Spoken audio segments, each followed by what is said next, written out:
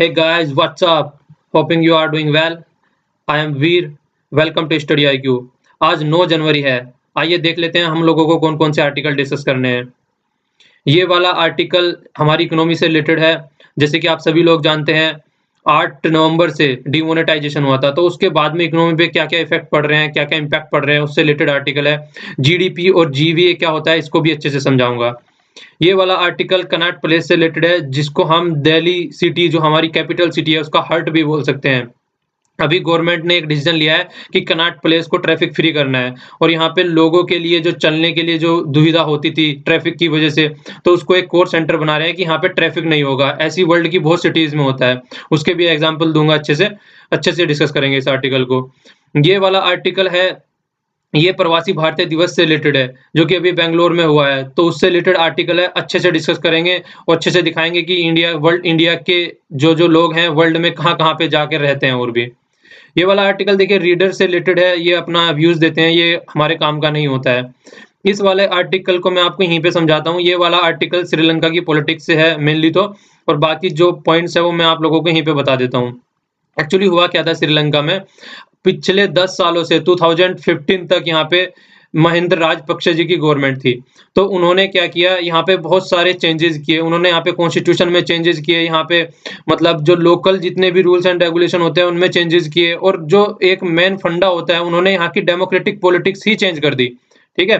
तो उसके बाद में यहाँ पे क्या हुआ, जनता में बहुत ज़्यादा रोष हो गया और एक अलग फंडा और था, ये क्या थे, बहुत चाइना के प्रो थे, मतलब चाइना को बहुत ज़्यादा फ़ेवर करते थे एज़ कम्पेयर टू इंडिया। उसके बाद में 2015 में यहाँ पे इलेक्शन हुए और यहाँ पे मैत्रीपाला सिरिसेना चुन के आए, जो कि ये हैं। ये जब से चुन के आए हैं, इनके साथ में एक और गवर्नमेंट है, दोनों वर्क कर रही है। तो 2015 में तो इन्होंने मिलके अच्छे से काम किया, लेकिन 2016 में कई सारी प्रॉब्लम इनके सामने आ गई हैं। तो उन्हीं प्रॉब्लमों को डिस्कस किया है इन्होंने। देखिए यहाँ पे कुछ पुरानी भी प्रॉब्लम चल रही हैं। जैसे कि आप लोग जानते ही होंगे कि यहाँ पे एक तमिलनाडु से रिलेटेड इश्यू चलता रहता है, जिससे कि हमारी गवर्नमेंट भी काफ़ी टाइम इसमें इन्वॉल्व रहती है। हुआ क्या था, ब्रिटिश टाइम में जब हमारा देश गुलाम था, उस टाइम पे क्या हुआ था, बहुत सारे इंडियंस जो कि तमिलनाडु के एरिया के रहने वाले बंदे थे, उनको यहाँ पे श्रीलंका में ले जाया गया था। मेनली जो लेके जा गए थे, उनको टी प्लांटेशन के लिए लेके गए थे। लेकिन उसके बाद में क्या हुआ, जब इंडिपेंडेंस हुआ ये श्रीलंका, उसके बाद में क्या हुआ, यहाँ पे लोगों को उन्होंने अपनी कंट्री का सिटीजन मानने से इनकार कर दिया। ये बोले कि ये हमारी कंट्री के सिटीजन नहीं है। तो उसके बाद में क्या चीज़ है, उनके ऊपर अत्याचार होने स्टार्ट हुए, जैसे उन्होंने अपने अधिकार माँगने स्टार्ट किए। तो उस तरीके से वहाँ पे बहुत सारी कंडीशन खराब होती चली गई और 2009 में तो वहाँ पे बहुत ही ज़्यादा काम खराब चल रहा था। मतलब क्या हुआ, बहुत सारे केसेज़ हुए और ह्यूमन राइट कमीशन की भी रिपोर्ट बैठी इनके ऊपर। तो उससे रिलेटेड बहुत सारी इंटरनल पॉलिटिक्स इन्होंने डिस्कस की है। इनकी जो गवर्नमेंट है वो ट्रबल में चल रही है, तो कैसे-कैसे उससे रिकवर कर रहे हैं और कैसे-कैसे इनको 2017 में स्टेप लेना चाहिए। और इंडियन का भी देखिए इंटरेस्ट आ जाता है इसमें। फिशरमैन का आप लोगों ने इश्यू सुना होगा। हमारी बाउंड जो वाटर बाउंड्री है वो मिलती है, तो दोनों का फिशरमैन का इश्यू भी आ जाता है। तो वो भी सब सोल्व करना है। पहले तो इनकी इंटरनल पॉलिटिक्स चल रही है। यहाँ पे एक कम्युनिटी भी पाई जाती है, जिसको सिन्हाला कम्युनिटी बोलते हैं। ये भी कई बार पूछ लिया जाता है, तो इसको भी आप लोग याद रखना, क्योंकि कई बार match match of the following question में आ जाता है कि सिन्हाला कम्युनिटी कहाँ पे किसी कंट्री में पाई जाती है। ठीक है? इसी तरीके से मतलब इसमें सारी चीज़ें डिस्कस की गई हैं। अब ये वाला आर्टिकल देखिए, ये ग्रीन बॉन्ड से रिलेटेड है। ग्रीन बॉन्ड क्या होता है उसके बारे में इन्होंने एक्सप्लेन किया है अच्छे से और इसको कैसे यूज़ किया जाता है। बहुत अच्छा आर्टिकल है, बहुत अच्छे से डिस्कस करेंगे। आइए आज का फर्स्ट आर्टिकल देख लेते हैं। ये फर्स्ट आर्टिकल देखिए, हम सभी लोग जानते हैं कि 8 नवंबर को डीमोनेटाइजेशन हुआ था। तो डीमोनेटाइजेशन होने के बाद में जो हमारे देश में कंडीशन हुई है, सिचुएशन चेंज हुई है, उससे रिलेटेड आर्टिकल है। आइए एक बार पहले आप लोगों को जीडीपी और जीवीए में थोड़ा डिफरेंस समझाते हैं कि ये होता क्या है। देखिए, जीवीए होता है ग्रॉस वैल्यू एडेड और जीडीपी तो आप लोग सभी लोग जानते हैं, डोमेस्टिक ग्रॉस डोमेस्टिक प्रोडक्ट। ठीक है? तो इन दोनों में डिफरेंस क्या होता है, जो जीवीए होता है ये एक तरीके से रीजनल पॉइंट ऑफ व्यू से काउंट किया जाता है।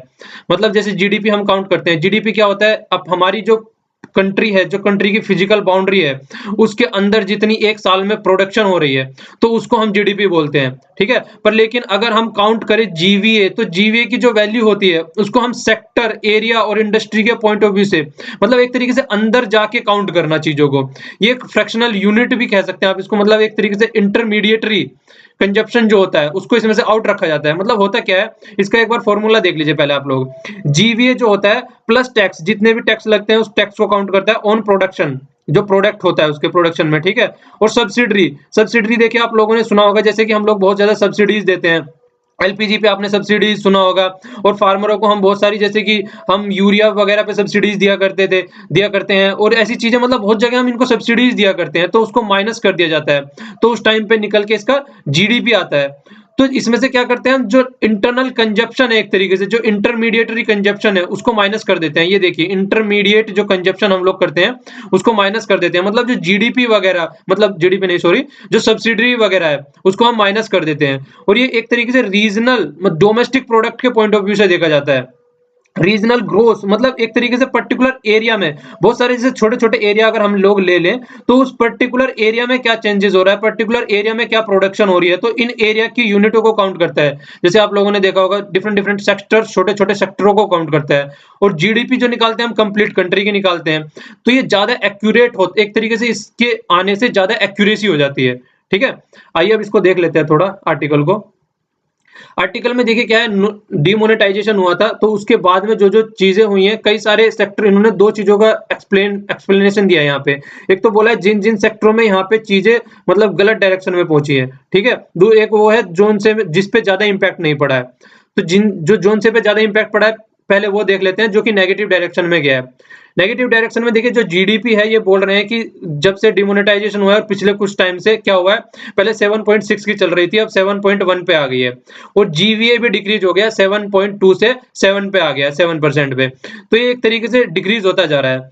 आप लोगों को यहाँ पे क्वेश्चन बताना है, जो सीएसओ होता है, ठीक है, ये आपको बताना है कि ये किस मिनिस्ट्री के अंडर में आता है। इसको सेंट्रल स्टैटिस्टिक्स ऑफिस बोलते हैं। तो आपको ये बताना है यहाँ पे क्वेश्चन कि ये किसके अंडर में आता है, कौन सी मिनिस्ट्री के अंडर में आता है। ठीक है, तो ये आपका क्वेश्चन बन जाता है यहाँ पे। और आगे देखिए ये क्या है, जीवीए जो है वो माइनिंग और क्वेरिंग, मतलब एक तरीके से होता है अच्छी अच्छी चीजें निकालना, एक मतलब एक्सट्रैक्ट करना चीजें, या एक तरीके से आप कह सकते हैं कि एक मतलब अच्छा अच्छा मटेरियल निकालना किसी पर्टिकुलर प्रोडक्ट में से, तो उसे क्वेरिंग बोलते हैं। तो ये भी एक तरीके से देखिए, क्या एस्टिमेट देखिए कितना हो गया है, इतने से इतना हो गया, बिल्कुल ही एक तरीके से खत्म हो गया ये।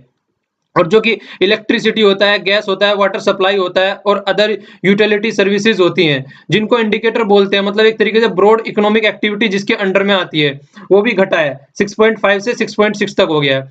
ये देखिए आप लोगों को याद नहीं रखना है, ये ओनली इसलिए बताया जा रहा है ताकि थोड़ा सा आप लोग चीजों को कंपेयर कर सके कि कौन कौन सी एक्टिविटी घट रही है और कौन कौन सी एक्टिविटी बढ़ रही है। और जिसको देखिए टू की इंजन बोलते हैं, जिसको इकोनॉमी का, एक तो होता है मैन्युफैक्चरिंग और एक दूसरा होता है सर्विसेज। मैन्युफैक्चरिंग और सर्विसेज, उनमें भी बहुत ज्यादा, मतलब उनमें भी बहुत ज्यादा घाटा आया है, और घाटा आने की अब तो आया ही है, और आने वाले क्वार्टर में भी बोला जा रहा है कि ये ट्रबल में रहेंगे। यहाँ पे देखिए मैं आप लोगों को थोड़ा एक्सप्लेन करता हूँ कि इंडियन इकोनॉमी है क्या। देखिए तीन सेक्टर होते हैं किसी भी इकोनॉमी में, एक तो होता है प्राइमरी सेक्टर, दूसरा होता है सेकेंडरी सेक्टर, और तीसरा होता है टर्सरी सेक्टर। प्राइमरी सेक्टर में जितनी भी एक्टिविटी आती है, आप इनको बोल सकते हैं कि एग्रीकल्चर से रिलेटेड एक्टिविटी आ गई, या आप बोल सकते हैं रॉ मटेरियल जहां पे यूज करते हैं, ये वाला प्राइमरी सेक्टर होता है। तो प्राइमरी सेक्टर में ये सब चीजें आती हैं। और सेकेंडरी सेक्टर में क्या चीजें आती हैं, सेकेंडरी सेक्टर में जितना भी काम आता है वो सारा मैन्युफैक्चरिंग से रिलेटेड आता है। जो भी हम मैन्युफैक्चरिंग करते हैं, मतलब जिससे, जैसे रॉ मटेरियल से जितने भी हम प्रोडक्ट बनाते हैं, मान लीजिए आप यहाँ पे आप गेहूं पैदा कर रहे हैं, तो उससे जैसे कि आप ब्रेड बना लिया, रोटी बना लिया, और कुछ भी बना लीजिए, जैसे यहाँ से गन्ने का रस निकलता है, रस से फिर आप आगे चल के गुड़ बना सकते हैं या फिर चीनी बना सकते हैं। तो इस तरीके के रॉ मटेरियल से जब हम मैन्युफैक्चर करते हैं, तो वो मैन्युफैक्चरिंग सेक्टर आ जाता है। और थर्ड सेक्टर होता है सर्विसेज, जिसमें हम सर्विसेज प्रोवाइड करते हैं। इसमें आप बैंकिंग ले सकते हैं, जो कि सबसे मोस्ट इंपॉर्टेंट है आज की डेट में अगर देखा जाए तो सर्विसेज प्रोवाइड करते हैं। तो तीन सेक्टर के ऊपर हर एक इकोनॉमी डिपेंड होती है। तो जो नॉर्मल एक ट्रेंड होता है जिसमें इकोनॉमी बढ़ती है, पहले प्राइमरी सेक्टर होता है, उसके बाद में सेकेंडरी पे जाते हैं, और उसके बाद में टर्सरी पे जाते हैं। पर इंडियन इकोनॉमी में बहुत ज्यादा इंपॉर्टेंट देखने वाला फोकस ये है, हम प्राइमरी सेक्टर से सीधे हम टर्सरी पे पहुंचे हैं। इसकी वजह से हमारा मैन्युफैक्चरिंग सेक्टर जो है वो बहुत ज्यादा खत्म है। इसीलिए आने जो गवर्नमेंट आई है वो लेके आई है मेक इन इंडिया प्रोग्राम। जो मेक इन इंडिया प्रोग्राम लेके आए हैं वो इसीलिए लेके आए हैं क्योंकि जो हमारा मैन्युफैक्चरिंग सेक्टर है वो बहुत घाटे में है। और देखिए एक रीजन यहाँ पे ये भी है, अगर हम प्राइमरी सेक्टर से एकदम सीधे टर्सरी सेक्टर में पहुंच रहे हैं और मैन्युफैक्चरिंग सेक्टर यहाँ पे खत्म हो जा रहा है, तो जो जितनी भी सर्विसेज होती है, एम्प्लॉयमेंट होता है, मैक्सिमम जो पॉपुलेशन को एम्प्लॉयमेंट प्रोवाइड कराता है वो सेकेंडरी सेक्टर प्रोवाइड कराता है। टर्सरी सेक्टर में इतना ज्यादा एम्प्लॉयमेंट नहीं मिलता है आप लोगों को। क्यों? क्योंकि यहाँ पे रिक्वायरमेंट होती है। टर्सरी सेक्टर में अगर आप सर्विस प्रोवाइड कराने जा रहे हैं, बैंकिंग में ले लीजिए, या फिर फोन सर्विसेज होती है जितनी केपीओ बीपीओ वगैरह होती हैं, उनमें ले लीजिए, एमएनसीज में जितने भी ये सर्विसेज प्रोवाइड कराते हैं, तो इसमें आदमी की एक प्रॉपर एजुकेशन होनी चाहिए। और जबकि ये सेकेंडरी सेक्टर है, इसमें एजुकेशन की ज्यादा जरूरत नहीं है, इसमें एक नॉर्मल आदमी भी काम कर सकता है, जैसे लेबर फोर्स हो गया। तो इंडिया में जो अगर हम लिटरेसी के पॉइंट ऑफ व्यू से देखा जाए तो मैक्सिमम पॉपुलेशन हमारी मैन्युफैक्चरिंग सेक्टर भी कंजप्शन मतलब मैन्युफैक्चरिंग सेक्टर ही मतलब कंज्यूम कर सकता है, पर लेकिन यही सेक्टर हमारा डूबा हुआ था। तो मेक इन इंडिया प्रोग्राम लेके आए, इसी को उभारने के लिए लेके आए हैं। तो सर्विस और मैन्युफैक्चरिंग सेक्टर बहुत ही इंपॉर्टेंट सेक्टर हो जाते हैं। ठीक है, आइए अब आगे देख लेते हैं आर्टिकल में क्या है। आर्टिकल में देखिए आगे इन्होंने यहाँ पे तो थोड़ा नेगेटिव इंपैक्ट बोला है, पर लेकिन कुछ एरिया ऐसे भी हैं जिसपे डिमोनेटाइजेशन का नेगेटिव इंपैक्ट नहीं पड़ा है। इवन जैसे कि आप एग्रीकल्चर को ले लीजिए, एग्रीकल्चर में अगर सारी चीजें देखें हम कैश के ऊपर डिपेंड रहती है, तो फिर भी वहां पे ज्यादा इंपैक्ट नहीं पड़ा है। और इवन बोला क्या जा रहा है, जैसे कि पहले 2 सालों तक मानसून बेकार रही है, लेकिन अब के साल में जो मानसून आया वो नॉर्मल मानसून आया, और हमारी मैक्सिमम एग्रीकल्चर जो डिपेंडेंट होती है वो मानसून के ऊपर डिपेंडेंट होती है। तो एग्रीकल्चर, फॉरेस्ट्री जो होती है और फिशिंग सेक्टर जो होता है उसमें एक मतलब ग्रोथ देखने को मिला है 1.2 से 4.1 का, तो ये हमारे लिए एक अच्छी चीज हो जाती है। जैसे कि हमारी जो मैक्सिमम पॉपुलेशन है वो एग्रीकल्चर फील्ड से कनेक्टेड है, तो ये देखने को मिलता है यहाँ पे एक अच्छी चीज। दूसरा, राबी सोइंग क्रॉप है वो इंक्रीज हुई है 6.5% लास्ट ईयर से, तो ये भी एक अच्छा फैक्ट निकल के आता है यहाँ पे। आइए यहाँ पे भी थोड़ा देख लेते हैं एक बार, ये राबी क्रॉप का क्या फंडा होता है। देखिए जो मेन क्रॉप है हमारे यहाँ 2 क्रॉप है, एक तो हो गई खरीफ और दूसरी हो गई राबी। तो ये यहाँ पे देखिए क्या होता है, जो खरीफ होती है वो रेनी सीजन में होती है, और यहाँ पे पहले इसको बता देता हूँ पूरा अच्छे से। खरीफ जो होती है वो रेनी सीजन में होती है, और इसके लिए जो क्रॉप के लिए एक तरीके से कंडीशन रिक्वायर होती है, वो उसके बाद में क्या होती है, देखिए हॉट कंडीशन होती है और वेट कंडीशन होती है, तभी तो मानसून आता है यहाँ पे। तो उसी की वजह से फिर मानसून आता है। And these crop are sown in the beginning of the rainy season in the June to July, and the harvest कब होती है, अक्टूबर at the end of the monsoon, जब मानसून खत्म होता है। तो इसमें क्या आती है, ये वाली क्रॉप्स आती है इसमें सारी। देखिए थोड़ा सा कई बार ये क्वेश्चन पूछ लिया जाता है, तो ये थोड़ा इसलिए डाल दिया मैंने जिससे कि आप लोगों को थोड़ा डिफरेंस पता चल सके कि होता क्या है। ये क्रॉप्स कौन सी होती हैं, ये क्रॉप्स जो राबी क्रॉप्स जिनके बारे में हम बात कर रहे हैं, जो कि परसेंटेज इंक्रीज हुआ है काफी, ये क्या होती हैं, ये नॉन मानसून सीजन में होती हैं। नॉन मानसून सीजन में होती है तो इसका मतलब कब होगी, मैक्सिमम आप काउंट कर सकते हैं कि ये सर्दी के एयरफेयर में होंगी है। तो यहाँ पे क्या आ जाता है, cold and the nearly dry condition रहेगी यहाँ पे। तो अक्टूबर और नवंबर में तो क्या होता है, इन पे तब होता है, मतलब इनको क्रॉप को हम सोन करते हैं, और जो इनको हार्वेस्ट करते हैं फिर मार्च और अप्रैल में करते हैं, मतलब ड्राई सीजन में करते हैं। रिट्रेट मानसून, देखिए यहाँ पे word monsoon is retreated monsoon का भी कॉन्सेप्ट आप लोगों को थोड़ा बताता हूँ यहाँ पे। जैसे मानसून एक बार आता है, जैसे कि मानसून आता है, कब आता है मानसून, जून के लगभग में इंडिया में एंटर करता है। उसके बाद में जब जून में एंटर करने के बाद में इंडिया में, फिर उसके बाद में वापसी आता है वो मानसून, तो उसको रिट्रेट मानसून बोलते हैं। और उस वाले मानसून पे ये क्वेश्चन बहुत बार पूछा जाता है। क्वेश्चन क्या है कि रिट्रेट मानसून से बारिश कौन से वाले पोर्शन में होती है, तमिलनाडु वाले पोर्शन में बहुत ज्यादा होती है। आप लोगों ने देखा होगा दिसंबर में तमिलनाडु में बाढ़ भी आ गई थी, तो तमिलनाडु वाले पोर्शन में इससे बहुत ज्यादा बारिश होती है। तो ये आप लोगों को याद रखना है यहाँ पे, ठीक है ना। मतलब वही वही इसका मेन एरिया है बारिश करने वाला। एग्जाम्पल क्या है इसमें, जैसे वीट हो गया, बार्ले हो गया, ग्राम्स हो गया, तो ये वाले इसके एग्जाम्पल्स हैं। ठीक है, तो ये वाला यहाँ पे इसमें आगे देखिए क्या क्या दे रखा है आर्टिकल में। इसमें देखिए यूनियन बजट, जब नेक्स्ट मंथ में यूनियन बजट भी आने वाला है, तो इसको देखते हुए बोला जा रहा है कि कुछ नेगेटिव इंपैक्ट है, कुछ पॉजिटिव इंपैक्ट है, पर लेकिन बजट जो है उससे पता चलेगा कि हमारी इकोनॉमी आगे फ्यूचर में कैसे जाने वाली है। और बजट एक बहुत ही क्रूशियल डॉक्यूमेंट है यहाँ पे आने वाले टाइम में आफ्टर द डिमोनेटाइजेशन। ओके, आइए अब नेक्स्ट आर्टिकल देखते हैं। नेक्स्ट आर्टिकल देखिए, ये कनॉट प्लेस से रिलेटेड है। कनॉट प्लेस दिल्ली का एक तरीके से हार्ट भी कह सकते हैं। यहाँ पे क्या होता है, अगर आप लोग नॉर्मली यहाँ पे विजिट किया होगा जैसे आप लोगों ने, तो आप लोगों ने देखा होगा बहुत ज्यादा भीड़ भाड़ वाला इलाका रहता है, मतलब कारें लगी हुई हैं, इवन लोगों को चलने के लिए भी जगह नहीं मिल पाती है। तो कनॉट प्लेस को क्या करने जा रहे हैं, एक तरीके से पेडेस्ट्रियन जोन बनाने जा रहे हैं, मतलब जहाँ पे आदमी पैदल चल सके आराम से, या फिर साइकिल वगैरह पे चल सके। यहाँ पे कोई भी कार वगैरह और अदर व्हीकल को यहाँ पे अलाउड नहीं किया जाएगा, जो इनर सर्किल रोड है। इस तरीके से देखिए, ये पहले तो इसको एक तरीके से नॉर्मली इंप्लीमेंट करके देख रहे हैं, एक तरीके से ट्रायल वर्जन है ये। तो पब्लिक स्पेस बनेगा, उससे लोगों को घूमने फिरने की जगह मिलेगी आराम से, लोगों को मतलब एक तरीके से लोगों के लिए जगह मिलेगी अच्छी, उनको कुछ काम करने के लिए, मतलब एक तरीके से अपना घूमे फिरे टहले, वो नहीं होता, एक तरीके से काइंड ऑफ एरिया होता है जिसे लेजर जोन भी बोल सकते हैं हम लोग। तो उस तरीके का एक एरिया मिलेगा, आर्मी नॉर्मल वे में आदमी यहाँ पे घूम सकेंगे। इस तरीके से देखिए आगे क्या बोल रहे हैं, ये अर्बन डिजाइन जो होता है इंडिया में, वो स्टेट गवर्नमेंट के अंदर में आता है और लोकल बॉडीज इस पे वर्क करती हैं। तो आप लोगों का क्वेश्चन बन जाता है यहाँ पे। क्वेश्चन क्या है, ये जो लिस्ट होती है कॉन्स्टिट्यूशन में 3 लिस्ट है, एक तो है सेंट्रल लिस्ट, दूसरी है कॉन्करेंट लिस्ट और तीसरी है स्टेट लिस्ट। आप लोगों को बताना है कि ये कौन से शेड्यूल में आती है, ठीक है? तो ये आपका क्वेश्चन बनता है। तो ये यहाँ पे क्या बोल रहे हैं कि जो ये अर्बन की जो बॉडीज हैं, जो स्टेट गवर्नमेंट और लोकल गवर्नमेंट है, ये फेल हो गई हैं। जो इनको काम कराया गया है उस तरीके से लोगों के लिए एक जो चलने की जगह होती है, सेफ और कंफर्ट जोन होता है, तो वो ये प्रोवाइड नहीं करा पा रही है। जो पेडेस्ट्रियन होते हैं, जो वॉलकर होते हैं, मतलब जो चलने वाले पैदल यात्री होते हैं। तो देखिए ये कॉन्सेप्ट यहाँ पे इंडिया में ये अब इम्प्लीमेंट करने की बात कर रहे हैं यहाँ पे। ये पहले इम्प्लीमेंट बहुत सारी कंट्री में हो चुका है। टाइम्स स्क्वायर का नाम सुना होगा आपने न्यूयॉर्क में। यहाँ पे ये इसी तरीके का जोन है और साइन ये करके पेरिस में है, यहाँ पे भी इसी तरीके का जोन है। तो ये एक तरीके से लोगों को प्रोवाइड किया जाता है बहुत सारी अच्छी-अच्छी कंट्रियों में, ठीक है? तो इससे क्या होता है यहाँ पे इन्होंने काउंट भी किया है, मतलब एक तरीके से पेडेस्ट्रियन इंजरीज होती हैं वो भी डिक्रीज हो जाती हैं। देखिए वो तो नॉर्मल सी बात है, जब कार वगैरह और व्हीकल वगैरह दूर रहेंगे तो यहाँ पे सारे काम एक नॉर्मल तरीके से होंगे। तो इस तरीके से जो कंडीशन है वो खराब नहीं होगी, जो एक्सीडेंट्स वगैरह हो जाते हैं तो आदमियों को एक स्पेस मिलेगा। अब आगे देखिए क्या बोल रहे हैं। इस तरीके के जो इस तरीके के एग्जाम्पल हैं वो मतलब कहीं ना कहीं एक राइट डायरेक्शन में बोल रहे हैं। इंडिया में भी इस तरीके का हम इम्प्लीमेंट करते हैं तो एक अच्छी डायरेक्शन में चीजें चलेंगी। और इसको इम्प्लीमेंट कौन कर रहा है? इसको इम्प्लीमेंट कर रहा है मिनिस्ट्री ऑफ अर्बन डेवलपमेंट। ये मिनिस्ट्री ऑफ अर्बन डेवलपमेंट के अंदर में आता है। आपको इनके मिनिस्टर का नाम बताना है कि फिलहाल ये मिनिस्टर कौन है, ठीक है? आपका ये क्वेश्चन भी बनता है यहाँ पे। और आगे देखिए क्या बोल रहे हैं ये, एक्सपेंडिंग द पेमेंट्स। पेमेंट्स बोलते हैं फुटपाथ फॉर पेडेस्ट्रियन, जो चलने वाले यात्रियों के लिए होता है। और फैसिलिटिंग यूज द बाइसिकल। देखिए बाइसिकल का नाम आ गया यहाँ पे। बाइसिकल का नाम आते ही कहीं ना कहीं हमारे लिए इन्वायरमेंटल फ्रेंडली एक चीज निकल के आती है। इन्वायरमेंट फ्रेंडली कह सकते हैं आप, हेल्थ से रिलेटेड भी कह सकते हैं।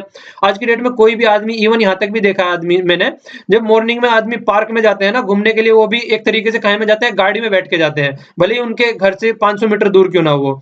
यार पार्क वगैरह में जा रहे हैं तो कम से कम एक तरीके से वो होना चाहिए ना, हेल्थ अच्छी करने के लिए जा रहे हैं तो वहां तक तो पैदल चल के जाइए।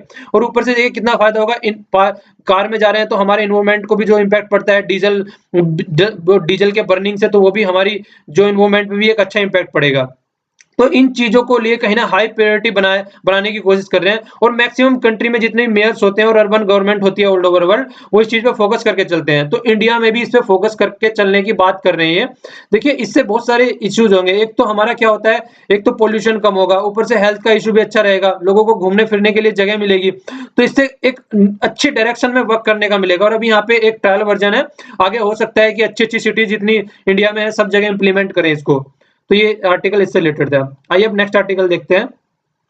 नेक्स्ट आर्टिकल देखिए, ये हमारा इंडियन डायस्पोरा जो कम्युनिटी है, जो कि इंडिया से बाहर चली गई है, जो इंडिपेंडेंट से पहले और इंडिपेंडेंट के बाद में, और वहीं पे रह रही हैं और वर्क कर रही हैं, तो उससे रिलेटेड आर्टिकल है। बहुत ही अच्छा आर्टिकल है, बहुत अच्छे से एक्सप्लेन किया इन्होंने।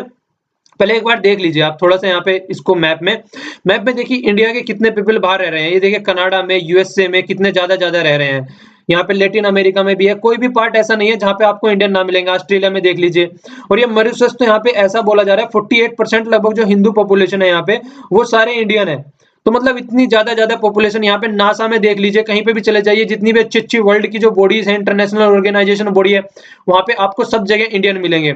रशिया में देख लीजिए, यूके में देख लीजिए, हर जगह मतलब आपको देखने को मिलेंगे। और ये 2 ही कंट्री ऐसी हैं जहां पे बहुत ज्यादा पॉपुलेशन आउटसाइड कंट्री की पाई जाती है। एक तो इंडियन पाए जाते हैं बहुत ज्यादा, और दूसरे नंबर पे चाइनीज पाए जाते हैं। पर लेकिन इनसे रिलेटेड इश्यूज क्या निकल के आ रहे हैं वो इस आर्टिकल में डिस्कस किया है। आइए हम लोग एक बार देख लेते हैं। देखिए ये बहुत ही फैक्चुअल इंफॉर्मेशन है और बहुत ही इंपॉर्टेंट है। जब से ये स्टार्ट हुआ है, जब से स्टार्ट हुआ है प्रवासी दिवस, तब से लेके ये क्वेश्चन बहुत ही इंपॉर्टेंट बन गया है। क्या है, महात्मा गांधी जी रिटर्न आए थे साउथ अफ्रीका से 1915 में रिटर्न आए थे, और 9 जनवरी को। तो इन्होंने क्या किया था, वहां पे सत्याग्रह चल रहा था। सत्याग्रह का कॉन्सेप्ट इन्होंने फर्स्ट टाइम वहीं पे इंप्लीमेंट किया था, जिसको पीसफुल प्रोटेस्ट भी हम लोग बोल सकते हैं। ठीक है, तो इसमें देखिए पीसफुल प्रोटेस्ट हम इसको बोल सकते हैं। तो यहाँ पे आपके लिए क्वेश्चन निकल के आता है। क्वेश्चन क्या है यहाँ पे, जो 3 सत्याग्रह इंडिया में चलाए गए थे, एक तो अहमदाबाद था, चंपारण था और खेड़ा था। ये मैंने इनका जो सीक्वेंस है वो थोड़ा चेंज कर दिया है।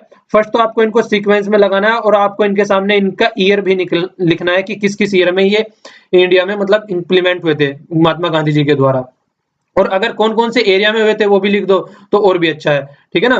और तो ये वाला यहाँ पे क्वेश्चन बहुत ही इंपॉर्टेंट है। देखिए आंसर दीजिएगा नीचे, ये बहुत ही इंपॉर्टेंट रहता है। आंसर दीजिएगा नीचे, और कुछ जो आंसर है आपको वो पीडीएफ में मिल जाएंगे, जैसे कि आप लोगों को पहले बताया मैंने। तो देखिए ये स्टार्ट किया था 2002 में अटल बिहारी वाजपेयी जी ने स्टार्ट किया था और ये एनुअली है, एक तरीके से एनुअली एनुअली जो सेलिब्रेशन किया जाता है इसका। और 15th जो एडिशन है वो इसका अब 15th एडिशन हुआ है, ये भी इंपॉर्टेंट है, इसको भी याद रखिएगा, फैक्चुअल इन्फॉर्मेशन है, हालांकि बेंगलुरु में हुआ है 2017 में। अब जो देखिए 9 जनवरी से 9 जनवरी इसलिए लिया जाता है क्योंकि 9 जनवरी को ही वो रिटर्न हुए थे यहाँ पे, तो इसीलिए इसका ये डेट रखी गई है। डायस्पोरा, दो तरीके के डायस्पोरा ये यहाँ पे बोल रहे हैं, देखिए दो तरीके से किस लिए बोल रहे हैं, एक तो प्री इंडिपेंडेंट और एक पोस्ट इंडिपेंडेंट जो गए हैं। तो दो तरीके के आदमी आज की डेट में ऑल ओवर वर्ल्ड में रह रहे हैं, ऑल ओवर वर्ल्ड में रह रहे हैं, पर लेकिन आज की डेट में इनसे रिलेटेड कंसर्न क्या निकल के आ रहे हैं उस पर बहुत अच्छे से फोकस करते हैं। ये देखिए क्या बोलते हैं, एक तो बोल रहे हैं गल्फ कॉर्पोरेशन काउंसिल और दूसरा बोल रहे हैं organization of the petroleum exporting country. इन दोनों को पहले आप लोग एक बार मैप में देख लीजिए, फिर उसके बारे में बताता हूं। देखिए यहाँ पे क्या कह रहे हैं, हैविंग लर्न टू लिव, ये क्या कह रहे हैं, सिंगल कमोडिटी पे डिपेंडेंट हो गई है। ये सिंगल कमोडिटी क्या है, अगर आप इन दोनों को ढंग से देखें तो यहाँ पे जो मेनली इनका जो प्रोडक्शन का एरिया है ये ऑयल पे डिपेंडेंट कंट्री है सारी। आइए एक बार मैप देख लेते हैं। अब देखिए ये वाला हो गया, ये वाला हो गया जीसीसी, ठीक है ना, गल्फ कॉर्पोरेशन काउंसिल, इसमें 6 कंट्री हैं, ये वाली 6 कंट्री इस वाले पोर्शन में आती हैं। कई बार पूछ लिया जाता है, कुछ वाली कंट्री इसमें ओवरलैप भी है, यहाँ वाले पे भी आ जाती हैं, ये जिसको हम ओपीसी बोलते हैं, तो इसमें भी कंट्री आ जाती है। ये वाली कंट्री को अगर आप ढंग से देखें, ये वाला एरिया हो गया एक तो मेनली, ये वाला एरिया हो गया और ये वेनेजुला वाला एरिया हो गया। वेनेजुला को आपको वैसे भी याद रखना है, वेनेजुला में भी डिमोनेटाइजेशन हुआ है, जैसे ही इंडिया में डिमोनेटाइजेशन हुआ है, तो पूछा जा सकता है कि कौन सी कंट्री है जहां पे डिमोनेटाइजेशन हुआ है। तो बोलीवर यहाँ की करेंसी है, इसीलिए इंपॉर्टेंट हो जाता है, इसको भी याद रखना आप लोग, क्वेश्चन पूछा जा सकता है। तो यहाँ पे देखिए ये वाला एरिया हो गया, ये वाला एरिया में ये क्या है, मेनली डिपेंडेंट है तेल के ऊपर, मतलब ऑयल के ऊपर। तो यहाँ पे इंडिया की बहुत ज्यादा डायस्पोरा कम्युनिटी रहती है, पर लेकिन होता क्या जा रहा है आज की डेट में, अगर आज की डेट में आप लोग देखें कि जो ऑयल के ऊपर है वो डिपेंडेंसी कम होती जा रही है। इसका क्या रीजन है, एक तो हम जैसे कि सोलर सिस्टम को ले लीजिए, सोलर सिस्टम के ऊपर बहुत ज्यादा डिपेंडेंट हो गए हैं। आप लोगों ने देखा होगा कि मोटर आज की डेट में गाड़ी भी सोलर सिस्टम से रिलेटेड आ रही है, बैटरी से रिलेटेड आ रही है। और ऊपर से दूसरा रीजन क्या है, जो कि सेल गैस का जो रिवॉल्यूशन प्रोडक्शन जो यूएस में आज की डेट में हो रहा है, उसने भी कहीं ना कहीं ऑयल का जो कंजप्शन है वो घटा दिया है। तो इस तरीके से अगर ये इनके ऊपर डिपेंड रहते थे और यहाँ पे इन चीजों की अगर प्रोडक्शन कम हो जाएगी तो कहीं ना कहीं हमारा जो डायस्पोरा कम्युनिटी है उसके ऊपर इंपैक्ट डालने वाली बात निकल के आती है ये यहाँ पे। तो देखिए आर्टिकल में फिर इसी के बारे में बता रहे हैं कि ये कहीं ना कहीं क्या बोल रहे हैं कि shale oil revolution of the United State. तो इसने क्या हुआ है, यहाँ पे क्वेश्चन मार्क लगा दिया, जो डायस्पोरा रहते हैं वहां काम करने के लिए जाते हैं। आगे से एक बार एक चीज और देख लीजिए, यहाँ पे क्वेश्चन भी था यहाँ पे आप लोगों के लिए, आप लोगों को क्वेश्चन बताना है। इसका क्वेश्चन बड़ा इंपॉर्टेंट होता है, इसका क्वेश्चन इंपॉर्टेंट क्या है, हेडक्वार्टर से रिलेटेड है। देखिए ये कंट्री है सारी, यहाँ पे इसका हेडक्वार्टर है वो इन कंट्री में से किसी में नहीं है, हेडक्वार्टर यहाँ पे बाहर है, यहाँ से ये यूरोप में बढ़ता है। आपको बताना है कि वो हेडक्वार्टर पड़ता कहाँ पे है, आपको दोनों का हेडक्वार्टर बताना है यहाँ पे, ठीक है ना, इसका भी और इसका भी, दोनों का आंसर आपको कमेंट बॉक्स में देना है। आइए अब आर्टिकल में देखते हैं क्या है। आर्टिकल में देखिए एक तो ये रीजन पहला तो ये दे रहे हैं कि यहाँ पे ऑयल का प्रोडक्शन कम होगा तो हमारी जो कम्युनिटी है उसके ऊपर बहुत ज्यादा इंपैक्ट पड़ेगा। दूसरा क्या बोल रहे हैं, सिया सुन्नी की जो प्रॉब्लम चल रही है, सिया सुन्नी, देखिए मुस्लिम में जिस तरीके से हिंदू में बहुत सारी कास्ट होती है, इसी तरीके से मुस्लिम भी डिवाइड होते हैं, सिया डिवाइड होते हैं और सुन्नी डिवाइड होते हैं। मतलब सुन्नी तो जो एक तरीके से आप कह सकते हैं हार्ड कोर फॉलोवर होते हैं मोहम्मद जी के, और जो सिया वाले हैं ये एक तरीके से थोड़े लिबरल होते हैं, ये थोड़े एक तरीके से इनको हार्ड कोर मतलब कट्टर टाइप के इनको कह सकते हो सुन्नी को, और सिया थोड़े लिबरल होते हैं। ये हर एक रिलीजन में पाया जाता है, ये मुस्लिमों की बात नहीं है, ठीक है ना। और देखिए क्या होता है, इसकी वजह से एक रेडिकल जो इस्लाम निकल के आ रहा है, रेडिकल फॉर इस्लाम, जैसे आप लोगों ने नाम भी सुना होगा, आईएस का नाम सुना होगा। तो ये एक बहुत ही इनस्टेबल बना दे रहा है एक पर्टिकुलर एरिया को, जहाँ पे ये इस तरीके का जो ऑयल प्रोडक्शन है चल रहा है। तो ये भी कहीं ना कहीं बहुत ज्यादा प्रॉब्लम क्रिएट करने वाला है और अभी इसका कोई सोल्यूशन भी नहीं दिख रहा है, डिकेड तक चलने वाली प्रॉब्लम है। आगे और क्या बोल रहे हैं, देखिए स्किल और अनस्किल्ड, ये भी बहुत ज्यादा प्रॉब्लम है। हमारी पॉपुलेशन, अगर आप लोग हमारी पॉपुलेशन को अगर चाइना के साथ में कंपेयर करेंगे ना, तो चाइना की जो पॉपुलेशन आपको मिलेगी वो मैक्सिमम पॉपुलेशन स्किल्ड पॉपुलेशन है। पर लेकिन अगर उस पॉपुलेशन को हम इंडिया के बारे में देखें, इंडियन पॉपुलेशन इतनी ज्यादा स्किल्ड नहीं है जितनी कि चाइना की पॉपुलेशन स्किल्ड है। तो जो अनस्किल्ड लेबर फोर्स है उसके ऊपर बहुत ज्यादा इंपैक्ट पड़ने वाला है। क्यों? क्योंकि अनस्किल्ड लेबर फोर्स जो है उसको उस लेवल पे यूटिलाइज नहीं किया जा सकता जिस लेवल पे स्किल्ड लेबर फोर्स को किया जा सकता है।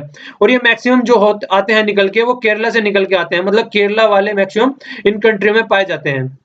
और ये फैक्चुअल इन्फॉर्मेशन मैंने आप लोगों को वहाँ पे भी बताई थी। ये फैक्चुअल इन्फॉर्मेशन जैसे कि 48% जो है आज की डेट में जो बीइंग हिंदू हैं जो मॉरिशस में वो पाए जाते हैं। देख लीजिए मॉरिशस यहाँ पे मैंने आप लोगों को दिखाया भी था, ये वाली कंट्री हो गई। अफ्रीकन में भी देखिए कितने ज़्यादा हैं। अगर मैक्सिमम आप लोगों को देखिए यहाँ पे देखिए सबसे ज़्यादा अगर देखा जाए वो मिडिल ईस्ट कंट्री में ही है, जहाँ पे मैं अभी बता रहा हूँ आप लोगों को बहुत ज़्यादा प्रॉब्लम है। वहाँ पे इस्लामिज़्म की प्रॉब्लम निकल के आ रही है, जो कट्टर इस्लाम निकल के आ रहा है। ऊपर से वहाँ पे ऑयल की प्रॉब्लम निकल के आ रही है। आज की डेट में ऑयल का प्रोडक्शन कम होता जा रहा है। तो छोटी-छोटी इनस्टेबिलिटी बहुत ज़्यादा है, तो छोटी-छोटी ऐसी प्रॉब्लम निकल के आ रही है, जो कि हमारी जो कम्युनिटी रहती है उसको बहुत ज़्यादा प्रॉब्लम में डालने वाली बात हो जाती है ये। तो इंडियन गवर्नमेंट इसी के ऊपर फोकस भी कर रही है आगे। उन्होंने स्किल्ड देखिए कई बार उन्होंने स्किल्ड इंडिया प्रोग्राम चलाया लोगों को स्किल प्रोवाइड कराने के लिए, तो उसी को देखते हुए ये चलाए जा रहे हैं। ऊपर से देखिए क्या बोला जा रहा है, ये सारी कंट्रियों के बारे में ज़्यादा तो मैंने ऐड नहीं किया यहाँ पे, आपको मैप में इसीलिए दिखाया क्योंकि बहुत सारे एरिया को इन्होंने डिस्क्राइब किया है यहाँ पे और ये फैक्चुअल इन्फॉर्मेशन बन जाती है यार बहुत ज़्यादा। तो आप लोगों को थोड़ा ओवरव्यू दे रहा हूँ किन-किन कंट्रियों में जो मेन कंट्री है उनके बारे में बता रहा हूँ मैं यहाँ पे। अगर यूएसए, यूनाइटेड किंगडम और कनाडा का भी लिया जाए, तो यहाँ पे भी बहुत सारे इश्यूज निकल के आ रहे हैं। एक तो यहाँ पे माइग्रेशन का इशू निकल कर आ रहा है। अगर यूरोप में भी देखा जाए और इन वाले एरिया में भी देखा जाए, डोनाल्ड ट्रंप ने भी बोला है और यहाँ से हमारी जो अर्निंग आती है वो बहुत ज्यादा अर्निंग आती है यहाँ से, तो उस पे भी इम्पैक्ट पड़ेगा कहीं ना कहीं। अगर जैसे डोनाल्ड ट्रंप आ रहे हैं चुन के, वो भी बोल रहे हैं कहीं ज्यादा है। और कनाडा में देखिए, कनाडा को तो दूसरा पंजाब बोला जाता है, वहां पे तो मैक्सिमम पंजाबी पाए जाते हैं यहाँ के इंडिया के। और सबसे इंपॉर्टेंट देखिए क्या निकल के आती है, यहाँ पे एक बात निकल के आती है, वो क्या है देखिए, डायस्पोरा से इंडिया एक ऐसी कंट्री है जिसको सबसे ज्यादा रिमिटेंस मिलता है। रिमिटेंस वर्ड थोड़ा टेक्निकल है। देखिए रिमिटेंस होता क्या है, रिमिटेंस ये होता है, मान लीजिए आप यहाँ से किसी कंट्री में जाते हैं, मान लीजिए आप यूएसए में गए, यूएसए में आप काम करने गए, तो यूएसए में आप काम कर रहे हैं, वहां पे रह रहे हैं, और वहां से जितना पैसा आप इंडिया में अपने घर वालों को भेज रहे हैं उसको रिमिटेंस बोलते हैं। तो इंडिया में सबसे ज्यादा रिमिटेंस आता है, इंडिया में सबसे ज्यादा रिमिटेंस आता है, ये क्वेश्चन भी कई बार आ चुका है। तो इंडिया में सबसे ज्यादा रिमिटेंस आता है, दूसरे नंबर पे चाइना में रिमिटेंस आता है। तो ये यहाँ पे बोल रहे हैं आर्टिकल लिखने वाले कि आपको देखिए, जो आप तो वो तो सभी जानते हैं कि बहुत ज्यादा विटल इंपॉर्टेंट असिस्टेंस मिलता है हमारे फॉरेन एक्सचेंज रिजर्व में, पर लेकिन हम लोगों को इनको only remittance point of view से नहीं देखना चाहिए, हमको नेक्स्ट स्टेज पे जाना चाहिए। नेक्स्ट स्टेज क्या है, हमको नेक्स्ट स्टेज पे जाना चाहिए कि हमको इनका जो इंटेलेक्चुअल जो इनका माइंड है, मतलब जो हमारी इंटेलेक्चुअल कैपिटल है ये, मतलब आप लोग देखिए कि कोई भी आदमी अगर बाहर जा रहा है तो वो बहुत ही ज्यादा एक तरीके से इंटेलेक्चुअल पर्सन आप लोगों को मिलेगा। मतलब एक तरीके से अगर नॉर्मल तरीके से देखा जाए तो वो बहुत ही ज्यादा, मतलब आप कह सकते हैं कि पढ़ा लिखा इंसान मिलेगा आपको। तो ये एक तरीके से बोल रहे हैं कि आपको उनको इनकी इंटेलेक्चुअलिटी भी आपको देखनी चाहिए, और आपको उनको इंटेलेक्चुअल प्रॉपर्टी के पॉइंट ऑफ व्यू से देखना चाहिए, और उनकी इंटेलेक्चुअलिटी अपने इंडिया में यूज करनी चाहिए। यहाँ पे आपने मोदी जी का भी कॉन्सेप्ट चुना होगा, एक वर्ड यूज करते हैं जिसको बोलते हैं ब्रेन ड्रेन। तो ब्रेन ड्रेन बहुत पॉलिटिशियन यूज किया करते थे, लेकिन मोदी जी ने इसका कॉन्सेप्ट यहाँ पे थोड़ा चेंज कर दिया। वो ब्रेन ड्रेन नहीं कह रहे हैं, वो इसको बोल रहे हैं कि ये ब्रेन है जो, अगर ब्रेन ड्रेन हम इसको बोलेंगे तो नेगेटिव सेंस हो जाती है, लेकिन ये अच्छे ब्रेन है जो कि बाहर गए हैं और आने वाले टाइम में कभी ना कभी लौट के इंडिया आएंगे, तो इंडिया को फायदा पहुंचाएंगे, वहां से और ज्यादा सीख के आएंगे और लोगों को यहाँ पे और ज्यादा सिखाएंगे। मतलब हमारी खुद की कंट्री और इकोनॉमी में भी बहुत ज्यादा फायदा करेंगे आने वाले टाइम में ये। तो ये वाला आर्टिकल इससे रिलेटेड था, कई फैक्चुअल इन्फॉर्मेशन थी, और क्वेश्चनों के भी आंसर देखिए दीजिएगा, तभी थोड़ा सा एक अच्छा एक कम्युनिकेशन बना रहता है। तो आप लोग ट्राई कीजिएगा मैक्सिमम क्वेश्चनों के आंसर देने के। अब ये वाला आर्टिकल बहुत ज्यादा इंपॉर्टेंट हो जाता है, क्यों? क्योंकि आज की डेट में आप लोगों ने जैसे देखा ही होगा, इन्वायरमेंट से रिलेटेड बहुत सारे इश्यूज निकल के आ रहे हैं। तो इन्वायरमेंट क्या इंपैक्ट डाल रहा है, किस तरीके से चीजें हो रही हैं, तो उससे रिलेटेड है। और थोड़ा इन्वायरमेंट और इकोनॉमी यहाँ पे दोनों कनेक्ट हो गए हैं, तो उससे रिलेटेड आर्टिकल बन गया है। आर्टिकल में देखिए क्या बोला जा रहा है, बॉन्ड, इसने तीन कुछ टेक्निकल वर्ड है, पहले मैं इनकी डेफिनेशन आप लोगों को बताता हूं। बॉन्ड हो गया, पहले ग्रीन बॉन्ड हो गया, फिर ग्रीन मसाला बॉन्ड हो गया। बॉन्ड बेसिकली होता क्या है, एक तरीके से डेब्ट इंस्ट्रूमेंट होता है, मतलब एक तरीके से पैसे, कैपिटल, मतलब आप लोग कह सकते हैं कि एक तरीके से पैसा इकट्ठा करने का एक इंस्ट्रूमेंट है। मतलब जैसे कि कोई कंपनी है, ठीक है, तो वो बॉन्ड इश्यू करती है, तो बॉन्ड इश्यू करती है, आप लोग वो बॉन्ड खरीदते हैं, तो वो बॉन्ड खरीदते हैं, आप लोग इनको कंपनी को पैसे देते हैं और आपको बॉन्ड मिलते हैं। तो इसके एवज में आपको क्या मिलता है, आपको एक फिक्स्ड इनकम मिलनी स्टार्ट हो जाती है, एक तरीके से फिक्स्ड इनकम मिलनी स्टार्ट हो जाती है in the form of interest. तो आप लोग जो बॉन्ड खरीदेंगे किसी कंपनी का, तो आपको क्या मिलना हो जाता है, यहाँ पे पैसा मिलना स्टार्ट हो जाता है। तो इस तरीके के बॉन्ड होते हैं। तो ये बॉन्ड क्या यूज किस लिए किए जाते हैं, ये कंपनीज अपना व्यापार बढ़ाने के लिए मार्केट से पैसा उठाती है, अपना व्यापार बढ़ाने के लिए, और जिससे पैसा उठाती है उसको फिर एक तरीके से सैलरी देना स्टार्ट कर देती है, उसकी इनकम आने स्टार्ट हो जाती है in the form of interest. तो इसी तरीके से ग्रीन बॉन्ड का भी कॉन्सेप्ट निकल के आया। ग्रीन बॉन्ड का कॉन्सेप्ट कैसे निकल के आया, ग्रीन बॉन्ड को ग्रीन बॉन्ड ही क्यों बोला जा रहा है, पहले तो ये समझ लीजिए। जो नॉर्मल बॉन्ड होते हैं, आप किसी भी उसको किसी भी सर्विस सेक्टर में या किसी भी कंपनी के लिए यूज कर सकते हैं। लेकिन ग्रीन बॉन्ड का जो कॉन्सेप्ट निकल के आया, जो प्रोजेक्ट होते हैं वो रिन्यूएबल एनर्जी से रिलेटेड या फिर कोई भी इंफ्रास्ट्रक्चर डेवलपमेंट है या एमिशन रिडक्शन से रिलेटेड, मतलब जितने इन्वायरमेंट से रिलेटेड जितने प्रोजेक्ट होते हैं वहां पे ग्रीन बॉन्ड नाम दे दिया गया है। अगर इनके लिए हम कोई पैसा इकट्ठा कर रहे हैं तो वहां पे हम उसको क्या बोलेंगे, उसका नाम लेंगे यहाँ पे हम ग्रीन बॉन्ड।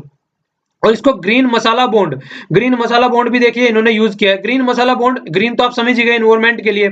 मसाला बॉन्ड ये एक तरीके से इंडियन पॉइंट ऑफ व्यू से ले दिया। आप लोगों ने देखे सुना होगा कि इंडियन जो फूड होता है वो बहुत ही ज्यादा मसाला यूज करते हैं। मतलब हमारे जो इंडियन जो फूड्स होते हैं उसको बहुत ही टेस्टी फूड माना जाता है ऑल ओवर वर्ल्ड। तो हमारा कल्चरल एक तरीके से इसमें डायमेंशन ऐड हो जाती है मसाला बॉन्ड में। तो मसाला बॉन्ड कहीं ना कहीं आप बोल सकते हैं एक तरीके से इसको कि इंटरनेशनलाइज द इंडियन रुपीज। जिस तरीके से चाइना की करेंसी है अभी हार्ड करेंसी में काउंट हो गई है। हार्ड करेंसी का कॉन्सेप्ट आप लोगों ने सुना ही होगा। जैसे हार्ड करेंसी जो होती है कई सारी करेंसी है, इसमें एक बास्केट होती है जो कि इंटरनेशनल लेवल पे यूज होती है। वहां पे यूएस का जो डॉलर है वो सबसे ज्यादा इंपॉर्टेंट माना जाता है। उसके बाद में अब चाइना की यहाँ भी करेंसी भी यहाँ पे ऐड हो गई है। ठीक है, आप लोग ये भी आंसर दे सकते हैं नीचे कमेंट में कि टोटल कितनी करेंसी हैं जो कि हार्ड करेंसी हैं। ये अभी चाइना की ऐड हुई है और उसमें चाइना का नाम स्पेशली में रखिएगा, चाइना का करेंसी का नाम भी आप लोगों को बताइएगा यहाँ पे, ठीक है ना, जो चाइना की करेंसी है। तो ये क्वेश्चन हो जाता है आपके लिए अच्छा यहाँ पे। तो देखिए क्या बोल रहे हैं कि जिस तरीके से चाइना की करेंसी आज की डेट में इसमें आ गई है, इस तरीके से हम अगर हमारी करेंसी भी आगे चल के इस डायरेक्शन में बढ़ सकती है। तो उसी लिए ये एक बोला जा रहा है कि ग्रीन मसाला बॉन्ड उसी लिए निकल के आया है कॉन्सेप्ट। ठीक है, तो यहाँ पे देखिए बोला ये क्या जा रहा है कि फर्स्ट टाइम इसको अगस्त 2015 में international financial corporation for first time इसने किया था, जो ग्रीन मसाला बॉन्ड निकल के आया था मार्केट में। तो ये इसने फर्स्ट टाइम इंटरनेशनल लेवल पे निकल के आ रहा है। तो एक तरीके से हमारी करेंसी इंटरनेशनलाइज हो रही है यहाँ पे। तो ये बहुत ही अच्छा है हम लोगों के लिए। तो फर्स्ट टाइम जो इशू किया गया था वो 2007 में इशू किया था ग्रीन बॉन्ड। वो इशू किसने किया था? वर्ल्ड बॉडी कौन सी थी? वर्ल्ड बैंक और यूरोपियन यूनियन ने। तो इन दोनों ने ये इशू किया था और जब से बाद में ये एक्सपोनेंशियली ग्रोथ हुआ है। एक्सपोनेंशियल ग्रोथ कैसे होता है? देखिए एक चार्ट होता है उसको ऐसे बोलते हैं एक्सपोनेंशियली ग्रोथ होना, जब ऐसे ऐसे बढ़ता हुआ चला जाता है। ठीक है, तो इस तरीके से एक्सपोनेंशियली ग्रोथ हो रहा है यहाँ पे। तो ये देखिए इंडिया में जो फर्स्ट टाइम जो ये ग्रीन बॉन्ड इशू किया था वो किया था यस बैंक ने। ये भी इंपॉर्टेंट फैक्चुअल क्वेश्चन बन जाता है। और इसके लिए सिर्फ फरवरी में यस बैंक को क्या हुआ, इसको प्राइज भी मिला था। प्राइज किसने दिया था? ये लंदन में यूके में इसको प्राइज मिला था, जिसको ग्रीन बॉन्ड पाइनियर बोला जा रहा है इंडिया में। मतलब इंडिया में फर्स्ट टाइम जो इनॉग्रेट किया था वो यस बैंक ने किया था। और जो इससे रिलेटेड जितनी भी मतलब देखिए ग्रीन बॉन्ड अब मार्केट में आ गया। अब ग्रीन बॉन्ड तो मार्केट में आ गया, अब उसकी मार्केट को रेगुलेट भी करना है। तो जो रेगुलेट करता है वो सेबी करता है, इसको बोलते हैं सेबी को, सिक्योरिटी एंड एक्सचेंज बोर्ड। यही एक तरीके से रेगुलेट करता है जितनी भी ये बॉन्डिंग से रिलेटेड, जितनी भी मार्केट कैपिटल मार्केट से रिलेटेड जितने भी इस तरीके के कॉन्सेप्ट होते हैं वो सेबी के अंडर में आ जाते हैं। तो ग्रीन बॉन्ड के लिए भी इसने बहुत सारी गाइडलाइन इशू की है कि ग्रीन बॉन्ड को यूज कैसे करना है, इसका कैसे कैसे क्या कॉन्ट्रीब्यूशन होना चाहिए। तो उससे रिलेटेड बहुत सारे इसकी गाइडलाइंस निकल के आई हैं। और आगे देखिए क्या बोल रहे हैं, एक तरीके से बोल रहे हैं contributing to the sustainable growth. Sustainable growth ये इस तरीके के वर्ड होते हैं, आप राइटिंग में यूज करेंगे तो बहुत ज्यादा इंपैक्ट डालते हैं। सस्टेनेबल क्या होता है? मतलब कंटिन्यू सस्टेन है। सस्टेनेबल ग्रोथ को एक तरीके से बोलते क्या है, मान लीजिए आज की डेट में हम यहाँ पे हैं और आने वाली जो फ्यूचर जनरेशन है हमारी यहाँ पे फ्यूचर जनरेशन आएगी। तो आप लोगों को इस तरीके से यूटिलाइज करना है चीजों की कि वो सस्टेन बनी रहे फ्यूचर में जनरेशन के यूज करने के लिए। मतलब कोई भी चीज इस तरीके से नहीं करनी चाहिए कि आप लोग एग्जॉस्ट कर दो, यहाँ पे चीजों को खत्म कर दो। देखिए कोई भी चीज हम लोग यूज कर रहे हैं आज की डेट में, कोयला ले लीजिए या कोई भी इन्वायरमेंटल प्रोडक्ट आज की डेट में, मतलब पेड़ पौधे जो भी हैं हम किस लिए यूज कर पा रहे हैं? इसलिए यूज कर पा रहे हैं जो कि हमारे जो पूर्वज थे उन्होंने हमको क्या दिया है, ये हमारे लिए एक तरीके से गिफ्ट है। तो हमारी आने वाली जनरेशन को भी हमको इसी तरीके का गिफ्ट देना चाहिए और हमको उसको एक प्रॉपर वे में यूज करना चाहिए, एक ऑप्टिमम यूटिलाइजेशन होना चाहिए। ऐसा नहीं है कि हम अपनी ग्रीड के लिए उसको यूज किए जा रहे हैं। तो ये यहाँ पे ये बोल रहे हैं इसको। और देखिए आज आने वाले टाइम में क्या हो रहा है, जो क्लाइमेट बॉन्ड इनिशिएटिव है उसके बारे में बात चल रही है। मतलब क्लाइमेट बॉन्ड इनिशिएटिव मतलब बोल क्या रहे हैं यहाँ पे कि जो ग्रीन बॉन्ड हम लेके आ रहे हैं उस ग्रीन बॉन्ड का लगभग 62% जो है वो क्लाइमेट चेंज के लिए यूज किया जाना है। देखिए क्लाइमेट चेंज एक इतना बड़ा इशू बन जाता है। एक बार आप मैप में देखिए, यहाँ पे ये जितना भी मैप है, अगर आप यहाँ पे जितने भी कोस्टल एरिया वाले ले लीजिए, कोस्टल एरिया वाले जितने भी कंट्री है या फिर जितने भी आइलैंड है छोटे छोटे, आप लोग जैसे कि यहाँ पे देख रहे हैं, यहाँ पे देख रहे हैं, सब जगह छोटे छोटे आइलैंड भी है। तो देखिए जैसे जैसे आज की डेट में टेम्परेचर बढ़ता हुआ जा रहा है तो आइलैंड वाले एरिया में वाटर का लेवल बढ़ता हुआ जा रहा है। तो इन वाले एरिया को कैसे बचाना है हम लोगों को आने वाले टाइम में, कैसे काम करना है इन वाले एरिया पे, तो उसी के पॉइंट ऑफ व्यू से क्लाइमेट में जो फंड की रिक्वायरमेंट होती है आज की डेट में बहुत ज़्यादा बढ़ती हुई जा रही है। जैसे-जैसे टेम्परेचर बढ़ता हुआ जा रहा है, तैसे-तैसे उसकी रिक्वायरमेंट भी बढ़ती हुई जा रही है। तो इसीलिए ये हम फंड यहाँ पे कलेक्ट करते हैं, ठीक है ना? तो उसको एक तरीके से रिन्यूएबल एनर्जी में यूज़ करेंगे तो हम पेट्रोलियम प्रोडक्ट यूज़ करना कम करेंगे और पेट्रोलियम प्रोडक्ट यूज़ करना कम करेंगे तो कार्बन डाइऑक्साइड जैसी गैस जो है वो मार्केट में वो एनवायरनमेंट में आना कम होंगी। तो उससे बहुत ज़्यादा अच्छा डायरेक्शन में हम लोग बढ़ पाएँगे। एक्सपेक्टेशन देखिए, एक्सपेक्टेशन जो है 2017 और आगे चलने वाले टाइम में बहुत ज़्यादा बढ़ जा रही है। बढ़ किस लिए जा रही है? जो डेवलपिंग कंट्री है, उन लोगों को अगर देखा जाए, एक तरीके से डिफाइन किया जाता है green to ensure the understanding across the sector. मतलब हर एक सेक्टर, जितने भी सेक्टर हो गए आज की डेट में, इकोनॉमी के सेक्टर हो गया, फिर एग्रीकल्चर सेक्टर हो गया या फिर मैन्युफैक्चरिंग सेक्टर हो गया, सब सेक्टरों में आपको एक तरीके से जो एनवायरनमेंट को इंपैक्ट करने वाले इश्यूज हैं, उनको फोकस करके चलना है आपको। अगर नहीं चलेंगे तो आगे आने वाले टाइम में बहुत ज़्यादा प्रॉब्लम क्रिएट हो जाएगी। जिस तरीके से ग्रीन बॉन्ड है, उसी तरीके से ब्लू बॉन्ड का भी कॉन्सेप्ट निकल के आ रहा है। देखिए, ये बहुत ही ज़्यादा इंपॉर्टेंट हो जाता है ब्लू बॉन्ड का नाम तो यहाँ पे। क्यों हो जाता है और ये किससे रिलेटेड है, ये मैंने यहाँ पे छिपा दिया है। आप लोगों को नाम बताना है कि ये ब्लू बॉन्ड जो निकल के आ रहा है वो किससे रिलेटेड है। ये भी बहुत ज़्यादा इंपॉर्टेंट क्वेश्चन है। इन सब के आंसर देखिए पीडीएफ में मिल जाएँगे। पीडीएफ आपको कहाँ से डाउनलोड करनी है? पीडीएफ के लिए आप लोगों को मैं पहले भी बता चुका हूँ। आप तो या तो स्टडी आईक्यू की वेबसाइट पे डाउनलोड कर सकते हैं या मेरा फेसबुक का पेज है वीर के नाम से, वहाँ पे भी जाके आप लोग इसको देख सकते हैं। तो पर इनके आंसर ज़रूर दीजिए यार। देखिए, आप लोग जब तक आंसर नहीं देंगे तब तक आप लोगों का एक तरीके से इंटरेक्शन नहीं बनेगा और तब तक आप लोग इंटरेस्ट भी नहीं ले पाएँगे अच्छे से। तो जितना आंसर देंगे उतना ही आप लोगों के लिए फ़ायदेमंद है यहाँ पे। तो आप लोगों को बताना है कि यहाँ पे क्या आ रहा है, इसका नाम बताना है आपको, ठीक है? इंडिया में अब तक ये नहीं आया है, इंडिया में भी लाने की बात चल रही है, पर जो वर्ल्ड में मार्केट है उसकी लगभग 10 बिलियन हो चुकी है। कोप 22 जो पेरिस कॉन्फ्रेंस बोलते जो कॉन्फ्रेंस ऑफ द पार्टी बोलते हैं, 22 जो हुई है, उसमें देखिए क्या किया गया था। उसमें ये बोला जा रहा है पहले से ही कमिटमेंट हो चुका है। पेरिस कोड हुआ था, वहां पे कमिटमेंट हुआ था कि 100 बिलियन पर ईयर 2020 तक आपको क्या करना है, इकट्ठे करने हैं। मतलब एक तरीके से इन्वायरमेंट प्रोजेक्टों के लिए, लेकिन ऐसा कुछ नहीं हो रहा है। तो इसी को देखिए, ऐसा कुछ नहीं हो रहा है, इकट्ठे भी नहीं हो रहे हैं, तब तक सारी कंट्री मिलकर काम नहीं करेंगी, तब तक एक अच्छे लेवल में हम लोग नहीं आ पाएंगे। तो ये सब उसी से रिलेटेड बोल रहे हैं कि सबको कलेक्टिवली मिलकर काम करना चाहिए। आप अगर थोड़ा-सा देखिए, ध्यान से देखिए, आपने देखा होगा जितना इंप्रूवमेंट यूएसए वाले पोर्शन में हुआ है या फिर चाइना वाले पोर्शन में हुआ है या फिर यूरोपियन कंट्री जितनी भी है उनमें हुआ है। ये वाली कंट्रियों ने आने वाले टाइम में इंडस्ट्रियल जो रिवॉल्यूशन निकल के आया था यहाँ पे, वो इंडस्ट्रियल रिवॉल्यूशन जो 70s और 80s में यहाँ पे इंडस्ट्रियल रिवॉल्यूशन निकल के आया था, वो बहुत ज़्यादा इंडस्ट्रियल रिवॉल्यूशन यहाँ पे हुआ था। तो इन्होंने सारे एक तरीके से डिफरेंट कंट्रियों पे इनका राज भी चल रहा था। तो इन्होंने रॉ मटेरियल बहुत ज़्यादा यूज़ किया, तो एनवायरनमेंट पे बहुत ज़्यादा इम्पैक्ट डाला। तो उस टाइम का जो इम्पैक्ट था आज की डेट में बहुत ज़्यादा बढ़ चुका है और वो ऑल ओवर वर्ल्ड पे इम्पैक्ट डाल रहा है। तो इसलिए सबको मिलके काम करना पड़ेगा। ऐसा नहीं है कि जिन्होंने किया उन्हीं को करना है, सबको मिलके काम करना पड़ेगा, तभी हम एक प्रोडक्टिव और प्रोग्रेसिव सोसाइटी की तरफ को बढ़ पाएंगे। तो आज के लिए इतना ही। Thanks a lot for listening.